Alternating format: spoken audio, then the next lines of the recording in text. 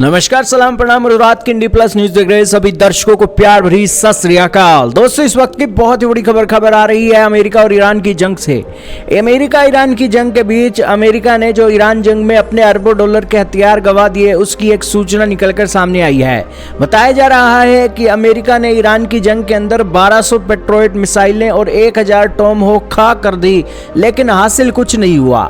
Iran जंग के अंदर अमेरिका के बिलियंस ऑफ डॉलर खर्च कर दिए गए, लेकिन फिर भी ईरान के अंदर सत्ता परिवर्तन नहीं हो सका। और तो और ईरान अपनी एकता और धर्म के लिए एकजुट हो चुका है और अमेरिका से लड़ने के लिए भी तैयार है। लेकिन इन सब बातों के बीच दोस्तों शांति समझौता अभी तक नहीं हुआ है, लेकिन अमेरिकी राष्ट्रपति अभी भी अपनी धुन में सवार हैं। हालांकि अमेरिका को जिन नतीजों का एक उम्मीद थी और जिसके लिए उसने प्रयास किया था वो उसे हासिल नहीं हुए, लेकिन कुछ एक उम्मीद की, एक आशा की एक किरण उन्हें मिली है, जिसके चलते वो ईरान के ऊपर कामयाब हुए। जैसे कि खामनेई परिवार को दोस्तों एक इमेज उनकी खराब करना और उन्हें कमजोर करना, सुप्रीम लीडर की हत्या कर दी और जो नए सुप्रीम लीडर मोज्तबा खामनेई हैं वो घायल बताए जा रहे हैं। और तो और वो मोज्तबा खामनेई अभी अपनी फर्स्ट प्रेजेंस भी नहीं दे सके हैं, और वो फर्स्ट प्रेजेंस इसलिए भी नहीं आई है क्योंकि वो बीमार हैं, और बीमार होने के कारण वो कोई किसी भी तरीके से कमजोर ना लगे, इसको लेकर मोज्तबा खामनेई की एक डेवलपमेंट हो रही है। लेकिन 100 बातों की एक बात तो यही है कि अमेरिका ने जितने बिलियन डॉलर खर्च किए, जितनी मिसाइलें फूंकी, उन मिसाइलों के फूंकने के बावजूद भी यहाँ अमेरिका को कुछ हासिल नहीं हुआ है, जिस एक कीमत को अमेरिका ने चुकाया है। हाल ही में आपके सामने आर्टिकल चल रहा है लाइव हिंदुस्तान का, जिसके अंदर बताया गया कि अमेरिका ने 2025 में लगभग 600 पेट्रोइट इंटरसेप्टर मिसाइलें बनाई, लेकिन इस युद्ध में 1200 से ज़्यादा पेट्रोइट इंटरसेप्टर मिसाइलें उसने दाग दी, जिससे एक मिसाइल की जो कीमत है $40 लाख से भी ज़्यादा की बताई जा रही है। इसके अलावा अमेरिका ने 1000 टॉमहॉक मिसाइलें भी फूंक के रख दी। ये तो दोस्तों ईरान के साथ युद्ध का हाल है, जो इतना ताकतवर नहीं है और एक कमजोर देश है अमेरिका की सुपर पावर के मुकाबले।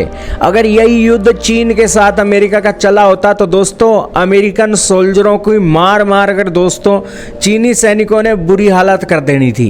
यही कारण है कि दोस्तों ईरान जंग के अंदर पूरी दुनिया को पता लग गया है कि अमेरिका कोई ऐसी बड़ी ताकत नहीं है जिस बड़ी ताकत का वो डंका बजाता है। अगर चीन जैसी सुपर पावर से अमेरिका को लड़ना पड़ गया तो चीन ऐसा बुरा मारेंगे अमेरिकियन को कि अमेरिकन 7 पुश्तों तक याद रखेंगे।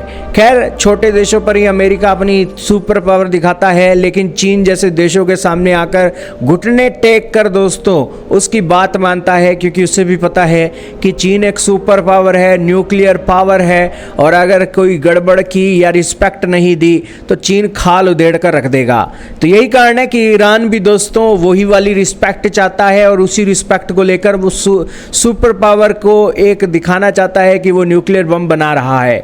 हालांकि ईरान का तरीका गलत है। अगर उसने सुपर पावर बनना है तो धमकियां देने की बजाय चुपचाप तरीके से न्यूक्लियर बम बनाने की और चीज़ों को सीखना चाहिए था उसे, जैसे भारत ने बनाया, जैसे पाकिस्तान ने बनाया। लेकिन ईरान ने यहाँ गड़बड़ कर दी, अपने अहंकार को जारी रखा, और इसी बीच वो एक न्यूक्लियर बम बनाने की सरेआम बातें बोलता था, जिसके चलते ये जंग इतनी लंबी चल गई। खैर दोस्तों, अब तक ये जो मामले चले हैं, इन मामलों के अंदर अमेरिका ने एक ताकतवर देश की एक पदवी खो दी है, और ईरान यहाँ पर एक छोटा सा कमज़ोर सा देश होने के बावजूद भी अमेरिका को बिलियंस ऑफ डॉलर का नुकसान पहुँचा गया, और अमेरिका की सुपर पावर के जो एक ड्रीम दुनिया को अमेरिका दिखाता था, वो ड्रीम को भी उसने शैटर कर दिया, और एशिया के अंदर भी उसकी एंट्री को ब्लॉक कर दिया गया। और यही कारण है कि अमेरिका एशिया के अंदर और यूरोपियन यूनियन के अंदर वो विश्वसनीयता अब कभी भी हासिल नहीं कर सकता जैसी विश्वसनीयता की उसको उम्मीद थी। आपका क्या मानना है, कमेंट में बताइएगा।